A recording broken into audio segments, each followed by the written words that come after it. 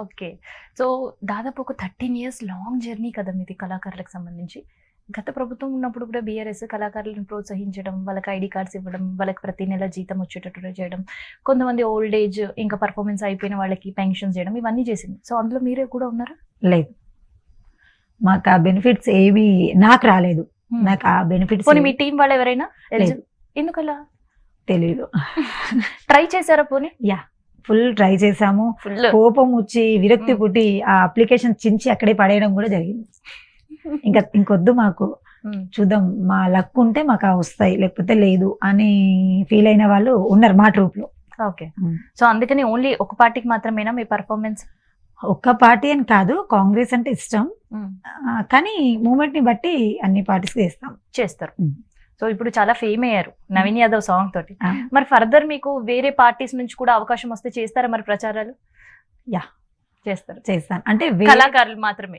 కళాకారులు అంటే కొన్ని, నేను ఒక 2-3 పార్టీస్లకే నేను పర్మనెంట్ గా చేస్తాను.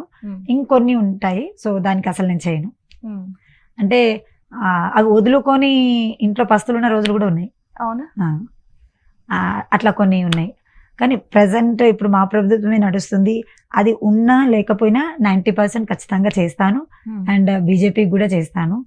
బీజేపీలో బాగా రెస్పాండ్ ఉంటుంది, వాళ్ళు కూడా నన్ను బాగా చాలా దగ్గరగా చూసుకుంటారు అండ్ ఆదరిస్తారు కూడా. సో చేశాను వాళ్ళతో పాటు కూడా. ఈ ధూమ్ధామ్ కల్చర్స్, సాంస్కృతిక కార్యక్రమాలు, ఇట్లాంటి ఫోక్ ఎక్కువ కూడా బీఆర్ఎస్ ప్రమోట్ చేస్తూ ఉంటారు. సో వాళ్ళ నుంచి ఆఫర్ వస్తే వెళ్తారా? వెళ్ళరు. అంటే వాళ్ళు నాకు ఆఫర్ చెయ్యరు, నేను వెళ్ళను. ఇన్ కేస్ చేస్తే అంటే వస్తే ఆఫర్ చూద్దాం అప్పుడు. ఎందుకు అంటే ఆల్రెడీ నేను అవి ఫేస్ చేశాను. మేము ఇంట్లో ఉన్నామని తెలిసి కూడా మాకు అవకాశం ఇవ్వలేదు. సో మేము సీనియర్లమని తెలిసి కూడా మాకు చాయిస్ రాలేదు. అంటే మేము వాళ్ళ దగ్గర మేము చేసాము ఇంతకు ముందు, అంటే టీఆర్ఎస్ లో చేయకముందు మేము వాళ్ళ దగ్గర చేసాము. వాళ్ళు అందులో వెళ్ళిన తర్వాత కూడా అక్క ఉంది కదా మనతో పాటు చేస్తుంది అని వాళ్ళు సపోర్ట్ చేయలేదు, వేరే వాళ్ళు కూడా సపోర్ట్ చేయలేదు. సో అలా కొంచెం ఇంట్రెస్ట్ కూడా తగ్గిపోయింది. ఇప్పుడు అసలుకే ఇంకా ఇంట్రెస్ట్ మొత్తం పోయింది అనుకుంటా. ఎస్, మాక్సిమం వెళ్ళిపోయింది. సో ఇదంతా కూడా ఇప్పుడు బై ఎలక్షన్స్ మూడ్. నాకు తెలిసి మీకు చేయనిండా పని ఉండే అవకాశం ఉంటదేమో. ఇప్పుడు ఉండొచ్చు, గెస్ చేస్తున్నాను ఉంటది అని. ఒక్కొక్కసారి ఉంటది, ఒక్కొక్కసారి ఉండదు. సో రెండు బ్యాలెన్స్ చేసుకొని నడవాల్సి ఉంటది. ఎట్లా ఉంటది మరి మీకు పేమెంట్స్ అంటే? మేము విన్నాం కళాకారులు ఎంత కష్టపడ్డా, ఎంత మంచి స్టేజ్ ప్రోగ్రామ్ చేసినా, అసలు అక్కడ ఉండే వాళ్ళ మూడ్ అంతా కూడా డైవర్ట్ చేసినా వాళ్ళకి పేమెంట్ దగ్గరికి వచ్చే వరకు అంత హై ఉండదు అని. వాస్తవమేనా అది? నిజమే, ఉండదు. ఎట్లా ఉంటాయి మరి మీ పేమెంట్స్? ఎందుకంటే ఇప్పుడు ఒక టీచర్ గా ఉండి ఆ శాలరీకి ఫ్యామిలీ లీడ్ చేయలేక మిగతా పనులు, మిగతా జాబ్స్ అన్ని వదిలేసి డాన్స్ మాత్రమే అనుకొని వచ్చారు. మరి ఎట్లా ఉంటది మీకు పేమెంట్స్ ఈ పొలిటికల్ సీజన్ లో? అట్లీస్ట్ అంటే అంత హై ఉండదు, అంత లో ఉండదు, ఇంకా ఏదో. ఎందుకంటే దీన్ని నమ్ముకొని బయటకు వచ్చాము. ఇప్పుడు ఒక ఫోక్ డాన్సర్ గా ఎక్కడికి వెళ్ళినా శ్రీదేవి ఫోక్ డాన్సర్, సో అదే ఉంటది కాబట్టి ఇంకా ఇక్కడ తగ్గినా నెక్స్ట్ టైం బెటర్ వస్తుందేమో అని ఆశ. అట్లీస్ట్ ఒక 10,000 పర్ డే ఉంటుందా మీకు? లేదు, అంత ఉండదు. టీం మొత్తం కలిపితే? టీం మొత్తం కలిపితే ఉంటుంది ఒక 25K అలా ఉంటుంది పర్ డే. Per day.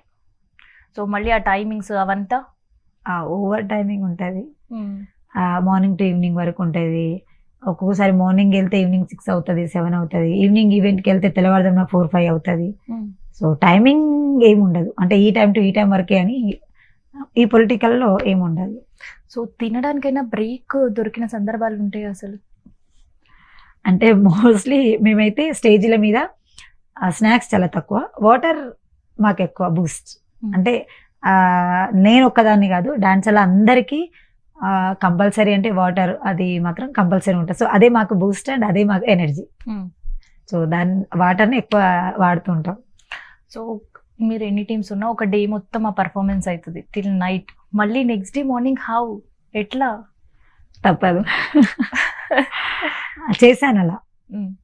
అంటే వినాయక చవితిలో నైట్ చేసుకొని వచ్చి మార్నింగ్ 3:30, 4:35కి వచ్చి అప్పుడు బ్రష్ చేసుకొని అప్పుడు స్నానం చేసి అప్పుడు పడుకొని మళ్ళీ 10కి 11కి లేచి మళ్ళీ స్టార్ట్ అంటే ఆల్మోస్ట్ మా నిద్ర మా ఫుడ్ అంతా వెహికల్లోనే అయిపోతుంది.